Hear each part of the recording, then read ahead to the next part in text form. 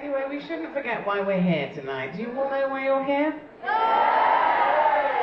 We're here to raise some money to fight this campaign against chucking everyone out of Holtsfield. Do you all know that, do you?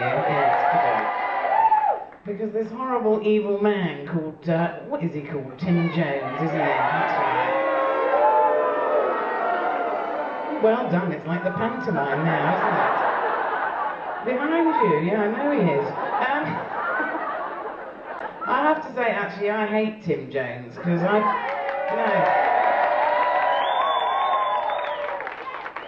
because I put a bid in for Holtsfield, right? I was going to build a car park on it. Not really, not really.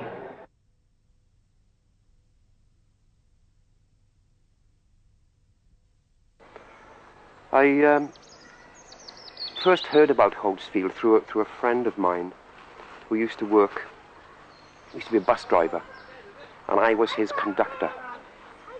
And that was in 1966. And he invited me back to his house. We walked up the valley, and then to see this wonderful little setting of this small field surrounded by wooden chalets was quite amazing. I suppose Holtsfield is like my dream come true, really. I mean, it just embodies everything I believe in, you know. Small little houses to house little families, nothing pretentious. I was born in my house. I was born in my house as well. Lived through all my life. There's no roads, no traffic, no crime. Just no strange people, just people that you know, and they know that they're safe, they feel safe. These wooden chalets down there are all owned by the occupiers, but the land was bought up in late 1980s by a property developing company who intends to evict everybody, demolish the chalets and then develop the area. So we contacted our solicitor, who was recommended to us, and he took the view that many of us perhaps did have the right to remain here simply because we've been here for so long. They suggested that they negotiate for protected tenancies of the land, and that offer was rejected. They suggested that they might like to purchase long leasehold interests. That offer was rejected. And they also suggested that they purchase the freehold from the company, and that offer was rejected as well. So all attempts at reasonable negotiation by the occupants fell on deaf ears.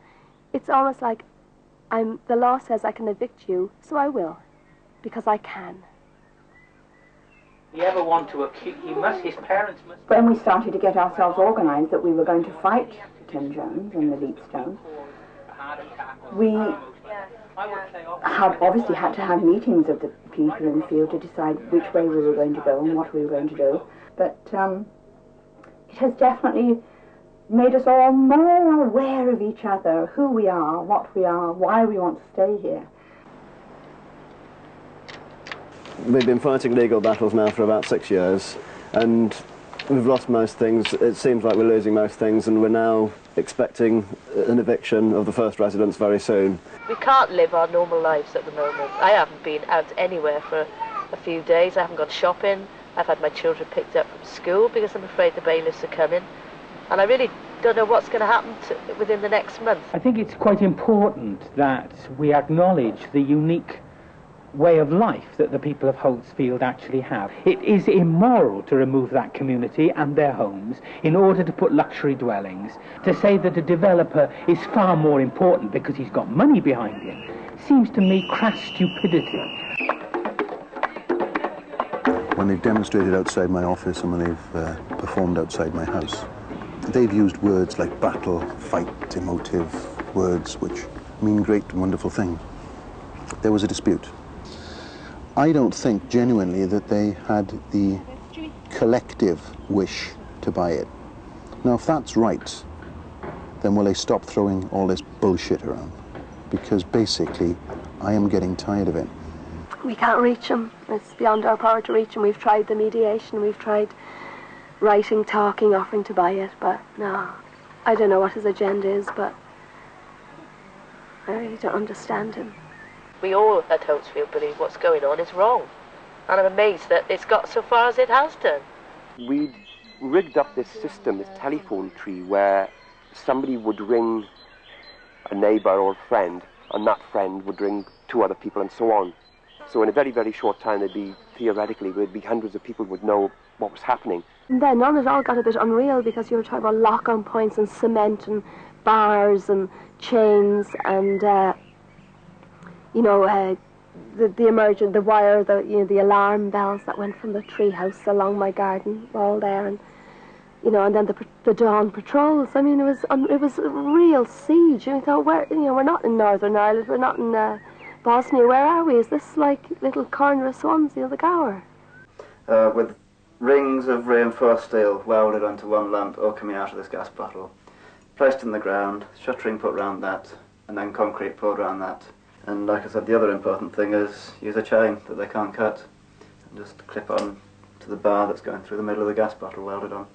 We were actually keeping guard on the entrance to the field. There's a track that comes down the field, which is about 400 yards long. And we built a little shelter at the top of the lane, and each of us in turn would sit there, from dawn, literally from dawn till dusk. My tiny hands is frozen.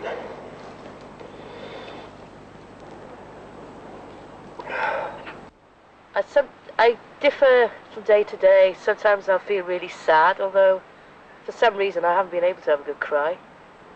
And then other days I'll feel really angry that he can get away with what he's doing. In this day and age, you don't expect bailiffs to come smashing through your door, but that's exactly what happened. They came when we were all getting ready for school, Sadie. They came down really early when we were all getting ready for school.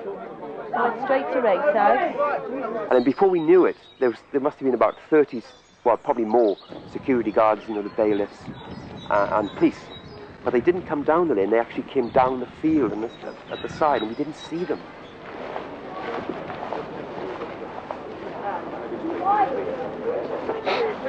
It was so, planned, operation. It was like some bloody,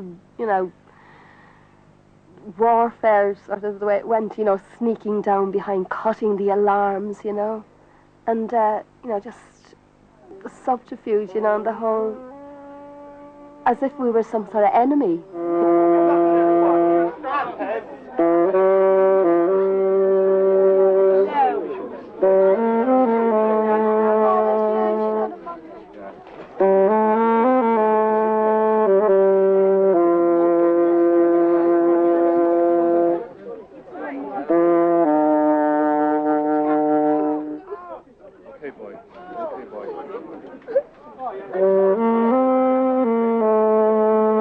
Well, of course, the vicar and I were locked on with bicycle locks attached to a rather large chain.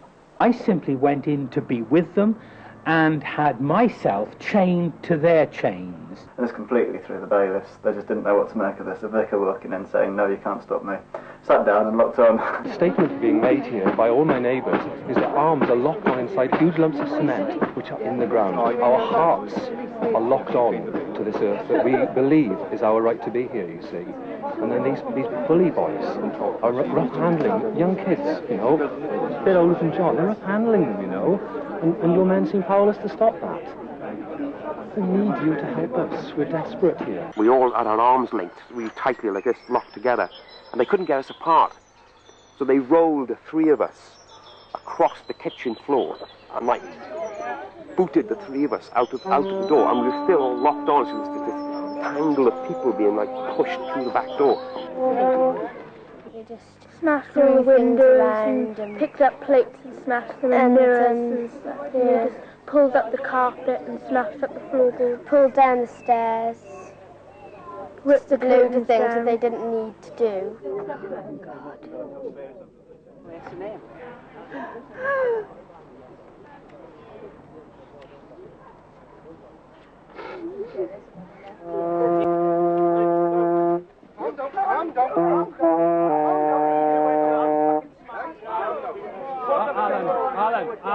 Alan. The police were here and there were people breaking things and throwing things down the stairs and breaking my mirror upstairs and smashing the furniture, just throwing it downstairs and practically throwing the children who were upstairs. Right, pack it in. There's somebody getting hurt here, then your fault.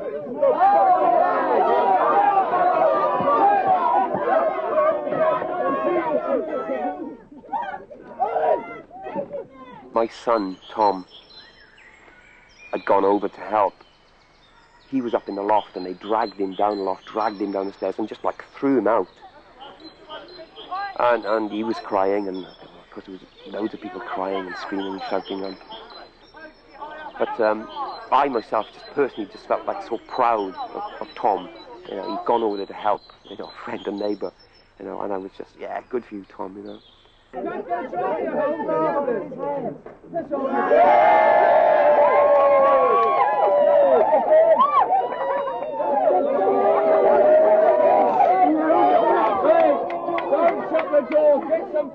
Eventually, the police called the whole thing off because they realised that they simply couldn't remove Diane and Dee, although they had managed to get everyone else out. These two ladies were positively locked on and could not be removed as easily. Crazy. But basically they didn't succeed in securing the bungalow. It's quite unbearable thinking that might all come round again, you know. From recent company searches, it's shown that the indebtedness of the company to the bank is now probably in the order of some £700,000. Loads and loads of people have written to Barclays asking, why are you lending money to this company called the Leadstone? Or we're trying to make 26 families homeless. Well, basically the fact that Barclays Bank had continued to offer financial backing and support to Tim Jones, presumably when they loaned him the money was because they thought they'd get it back one day when he developed Holtsfield, but he's never going to develop, he's never going to build on it. So we're asking Barclays to call in his loan, basically. So the case has gone to the House of Lords at the moment. We were considered to be like the strongest case, because we've been here for, you know, since 1971. We'd had an agreement with the previous landowner, Mr. Holt, so we were considered to be very strong. So if we won our case, it would ultimately stand to reason that the other people would win their cases as well. Then building up towards the court case, because it meant so much and it meant the bailiffs could be coming back in for everybody, we didn't know what would be happening. We decided we'd walk to the House of Lords to present the papers and to raise support.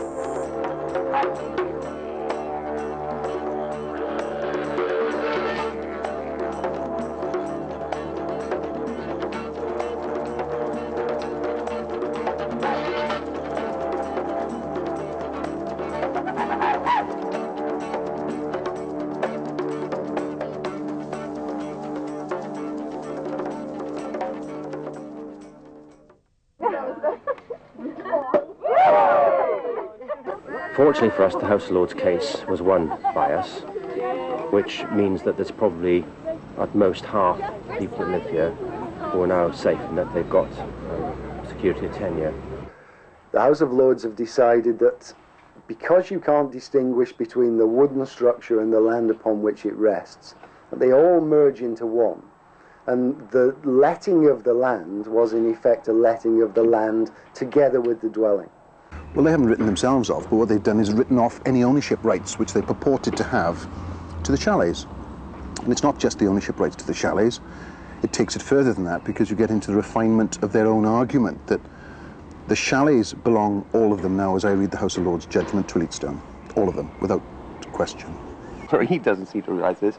It's what we wanted. It's what we wanted all along. It's what we first, in 1989, we said, you know, we either want to buy it, rent it or lease it. And this is, you know, this is what we've got. Well, it was all really fascinating. I don't think we understood it all, but I think what really made a difference was them seeing the photographs, because what happened at the High Court, in the Court of Appeal, Jude, wasn't it? Yeah. because they never actually saw what they were making a judgment about. That will effectively put an end to any prospect for development of the land which this company may have ever had. Like, shows hope for me. May in the future just be left alone to just live our way. I think the law has got to be looked into and changed if ordinary people like us have to go through this. So maybe it's not necessarily the landowner is the problem, but perhaps the system itself. I keep telling people we haven't won yet. You know, it's another campaign, okay, that we've won. You know, another battle that we've won maybe, but the whole damn war is still going on, and, you know, the enemy isn't going to surrender, you know.